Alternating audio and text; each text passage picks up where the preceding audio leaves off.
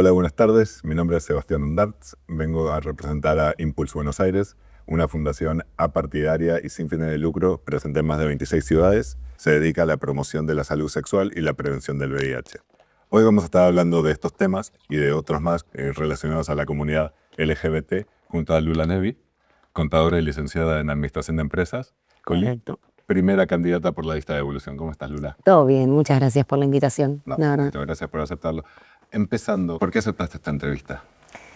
Porque me parece importante que podamos charlar todos los temas que son transversales a la ciudad y a las políticas en general.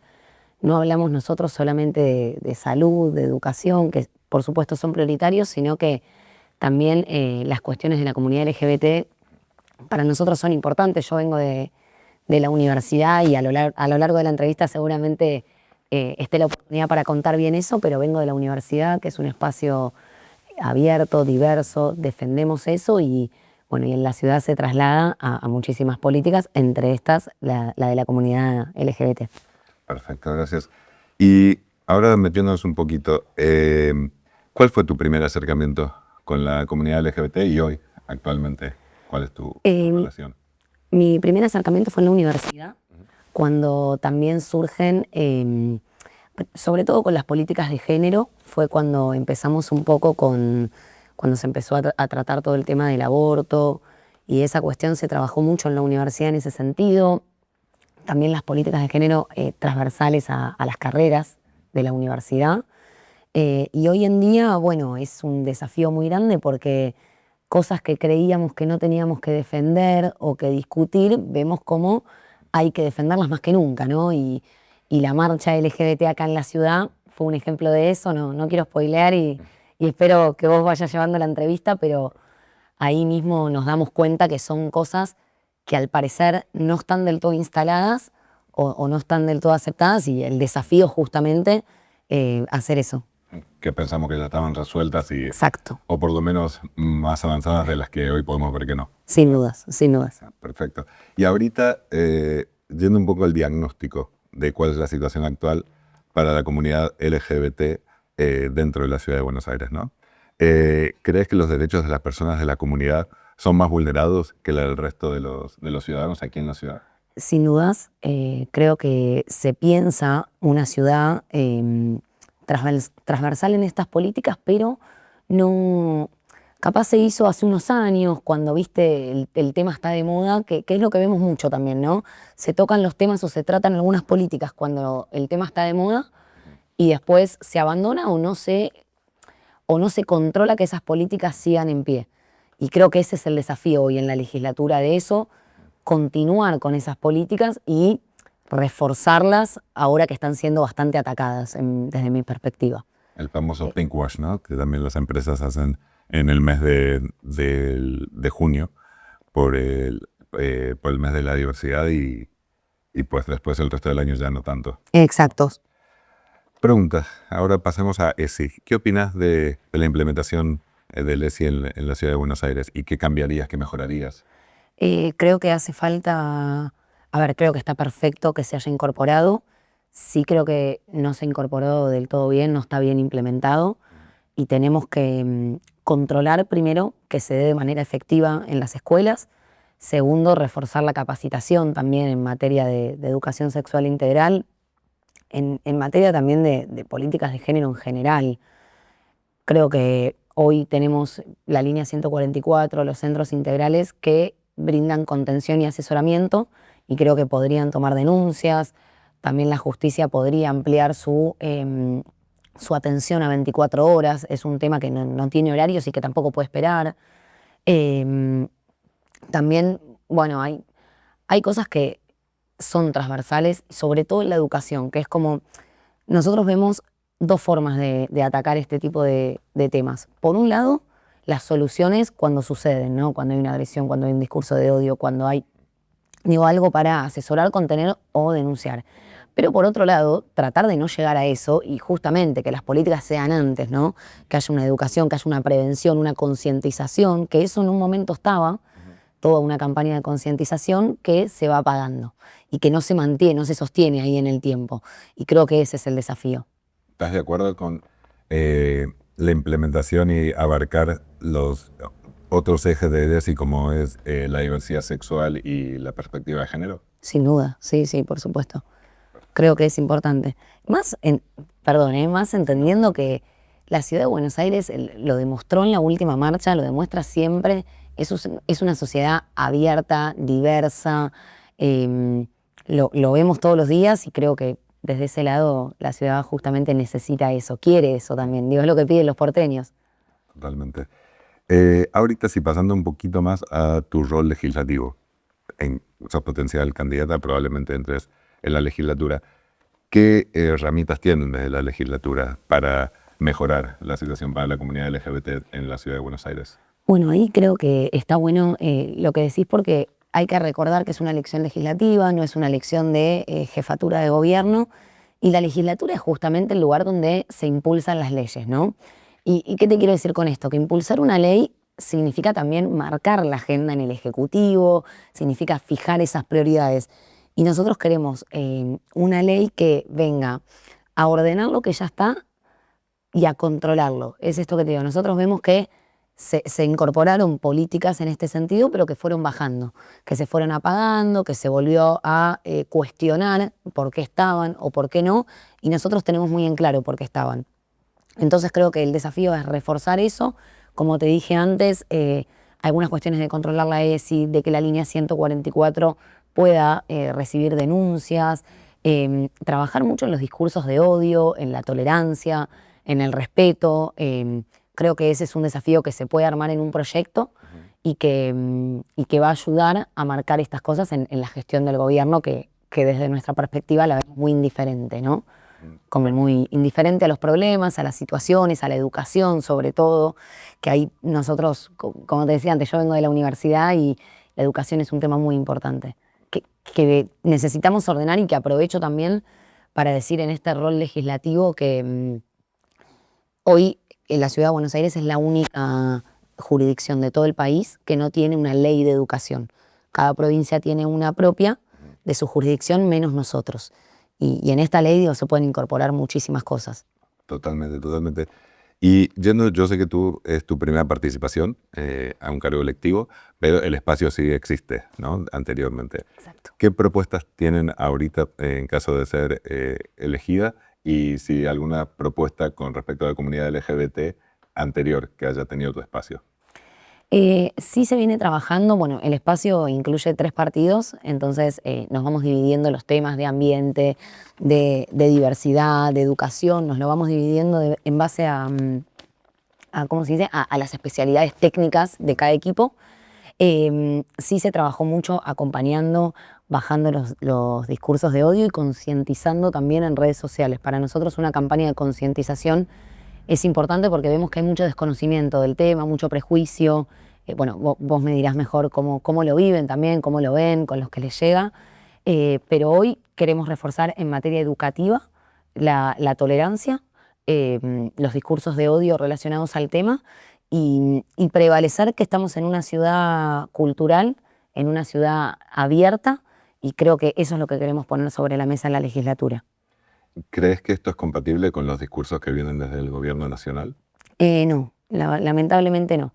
Vemos que las agresiones que hay y el discurso de odio que hay por parte del gobierno nacional en todo sentido, con la comunidad LGBT, con el mundo periodístico, con la universidad pública incluso, como el ataque ideológico que hubo, no vemos que haya una intención. Al contrario, fomenta justamente el odio, fomenta la violencia y no queda solamente en un tuit, digo, en una red social, se traslada a la realidad y lo vemos. Y también algo que a mí me emociona mucho de estas cosas, que si bien es angustiante y es triste, me gusta ver cómo, por ejemplo, en la marcha, toda la sociedad salió a defender eso, cómo cuando se ataca algo que todos valoramos, que todos queremos, que todos sentimos, cómo la sociedad se moviliza, como lo hizo con la universidad pública, y vimos que fue muy masiva la marcha LGBT, no sé en comparación a otras, o sea, de la última seguro fue más masiva, no sé en la historia, eso capaz lo sabrán mejor ustedes, pero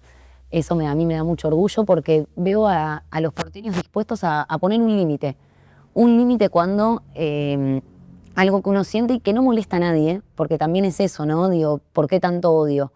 Que se ponga un límite por parte de la gente, de la sociedad, que se una, que salgan a marchar, es hermoso.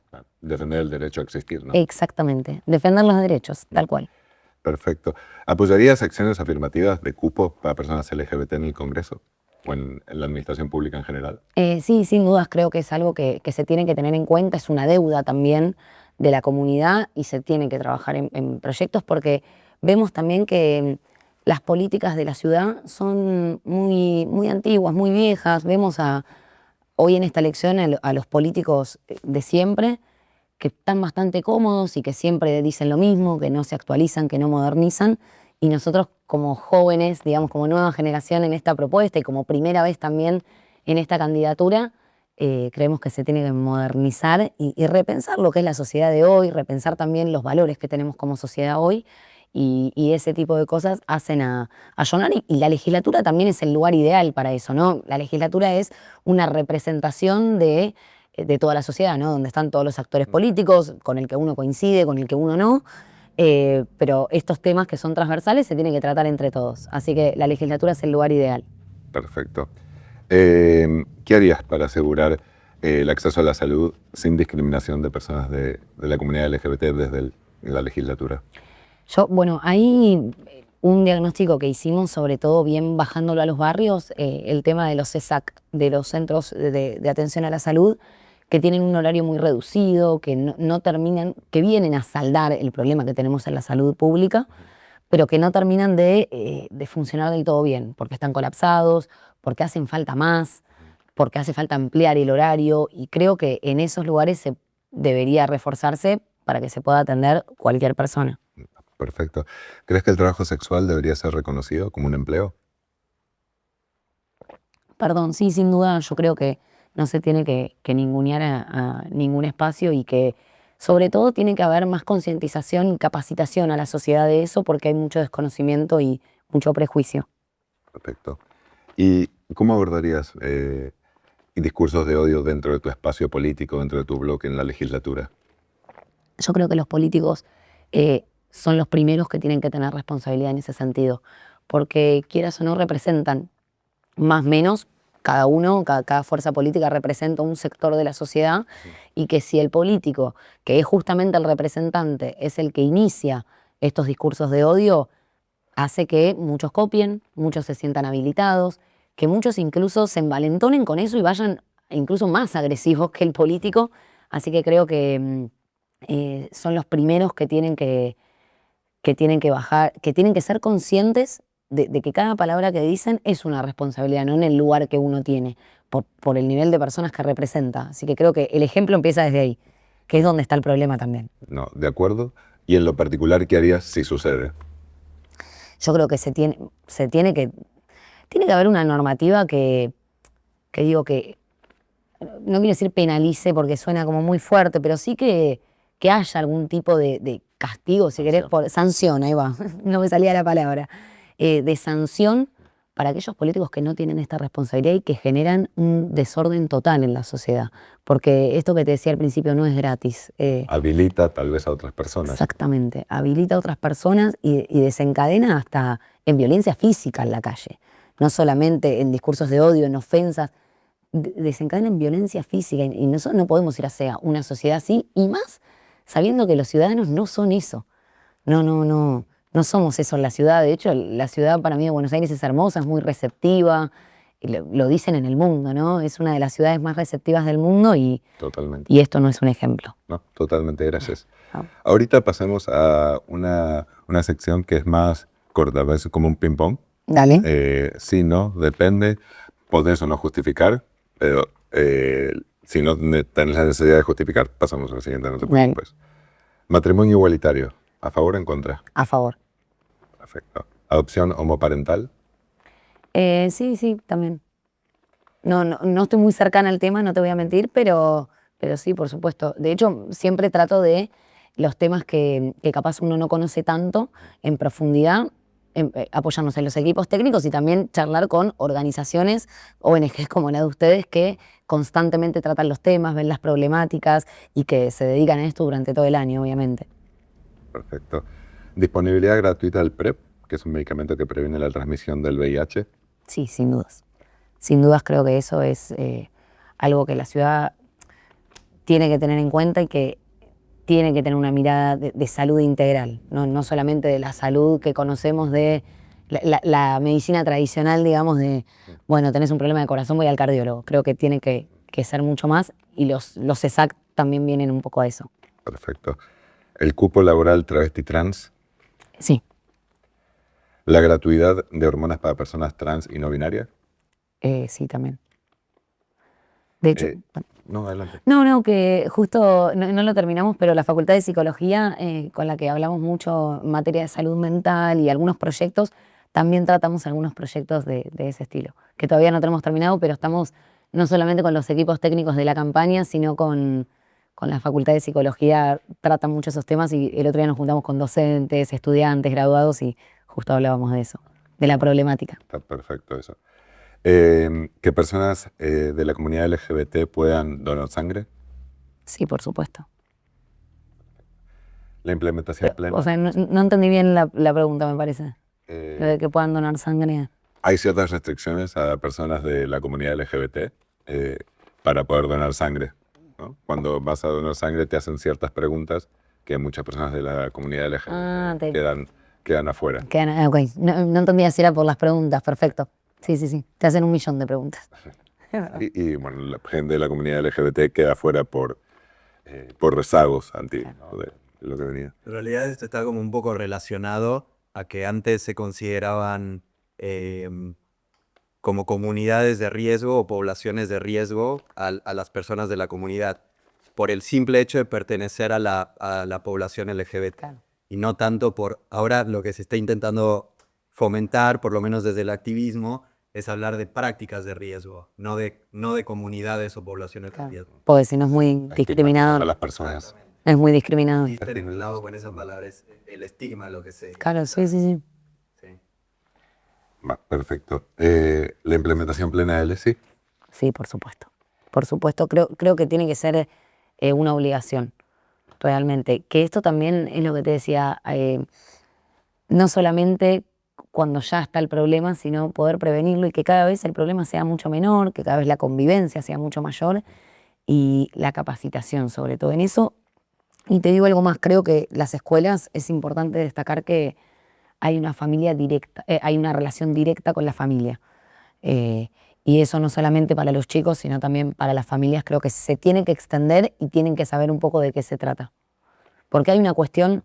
de tolerancia y de prejuicios, pero también creo, y decime vos, puede llegar a ser una cuestión generacional también en algunos casos, donde generacionalmente capaz que es un tema que hace unos años no estaba, toqué el micrófono por eso, que hace unos años no estaba sobre la mesa y hace muchos años me refiero, y creo que se tiene que concientizar también a las familias en ese sentido, para que pueda tener una continuación y una efectividad. Si bien es un tema generacional, preocupa que generaciones actuales, nuevas generaciones, también perpetúen esta línea de pensamiento. Exactamente. Entonces, sí. Exactamente. ¿Que el Estado reconozca legalmente la identidad no binaria? Sí. ¿Crear estadísticas oficiales sobre violencia hacia personas de la diversidad sexual? Sí. De hecho, ahí, vemos que en muchos aspectos no hay datos, ¿viste? No hay datos porque son temas que se ponen de moda y se hacen algunas cositas, pero no termina de ser un tema prioritario para la ciudad. Estructural. Exacto, y que no hayan datos habla un poco también, demuestra eso, o sea, confirma esto que estamos hablando. Así que obvio que sí, porque uno con los datos puede orientar sus políticas mucho más fácil, mucho más directas, ¿no? Es mucho más fácil legislar o gestionar con datos, con estadísticas, con diagnósticos, que sin nada. Claro, dónde está el problema, ¿no? Exactamente. Y esa era la siguiente, el reconocimiento del travesticidio y transfemicidio como agravantes en el Código Penal. No, sin dudas, es parte de lo mismo. Es como ayornar todas las políticas en materia de justicia, en materia de género, educativas, así que sí. Perfecto. Bueno, ahorita pasamos hacia el final. Aquí ya lo abordamos un poquito, pero si querés comentar algo más. ¿Qué harías si un compañero de tu bloque lanza un discurso discriminatorio o de odio hacia la comunidad LGBT? bueno, creo que no sería parte de nuestro espacio, verdaderamente. No me pasó nunca, por suerte. De hecho, en la universidad, que tratamos mucho estos temas, siempre todos tenemos una línea de pensamiento totalmente contraria a ese sentido. Nosotros hoy en esta candidatura venimos justamente a discutir a esa vieja política, a esas viejas prácticas, a esos discursos de odio en todo sentido, no solamente con la comunidad LGBT. Así que, o sea, me cuesta creer que pase, pero si pasa, creo que no sería parte de nuestro espacio, porque no nos representa para nada. Me alegra escuchar. Bien lo digo. ¿Tu partido lleva candidatos visiblemente LGBT? Sí, está Tiago Leis, que tiene una militancia muy visible en ese sentido, así que sí. También, bueno, somos la lista más joven de todo este escenario electoral en la legislatura. Nuestra lista tiene un promedio de 29 años en general. Jóvenes. Así que jóvenes exactamente, así que por supuesto que muy, muy empapados de estos temas y también con una mirada que esto que hablábamos antes de generacionalmente, creo que es un valor. Perfecto. ¿Algún prejuicio que hayas tenido con la comunidad y que o estés trabajando o ya hayas superado que quieras compartir? No, creo que yo cuando entré en la universidad, que fui, como que ahí nació mi vocación pública y de trabajar varios temas, creo que yo fui quien no tuve un problema puntual porque me estaba capacitando en ese sentido, charlando con muchos compañeros, así que no me pasó a mí, pero... Perfecto. Y ahorita sí, para cerrar, ¿por qué una persona de la comunidad LGBT debería votarte? Porque creo que somos un ejemplo en términos de diversidad, lo demostramos en la universidad pública cuando nos tocó gestionar ahí, llevar adelante los procesos universitarios, los conflictos, la defensa. Y para nosotros la política son valores y hechos concretos que demuestran esos valores. Y los hechos concretos muchas veces de otros espacios son discursos de odio, son agresiones y los nuestros no. Nosotros justamente queremos representar a toda la ciudad, queremos que todos los sectores se sientan cómodos, que hayan campañas de concientización contra los prejuicios y que hayan hechos concretos para anular estos prejuicios y que las personas de cualquier comunidad que son atacadas ideológicamente, que son atacadas discriminatoriamente, que puedan vivir mejor, ¿no? Que puedan estar bien en la ciudad, que uno no tenga por qué sufrir una agresión, vos me contarás de algún estilo, pero que no tengan por qué sufrir una agresión cuando la ciudad no es eso. Ok, entonces ahora sí, para cerrar te prometo, ¿algún mensaje para la comunidad LGBT de la ciudad de Buenos Aires? Sí, bueno, esperamos que el 18 de mayo nos puedan acompañar. Creo que mi generación, que es la primera vez que nos presentamos, se merece una oportunidad en la ciudad para justamente tener todas estas políticas con una mirada diferente, con una mirada más abierta, más diversa, y lo demostramos y lo queremos seguir demostrando, así que esperamos el acompañamiento en las elecciones. Lula, muchas gracias. Gracias a ustedes. Gracias. Sí, perdón. Gracias. No. Veníamos demasiado bien, de una. Mejor tú que yo.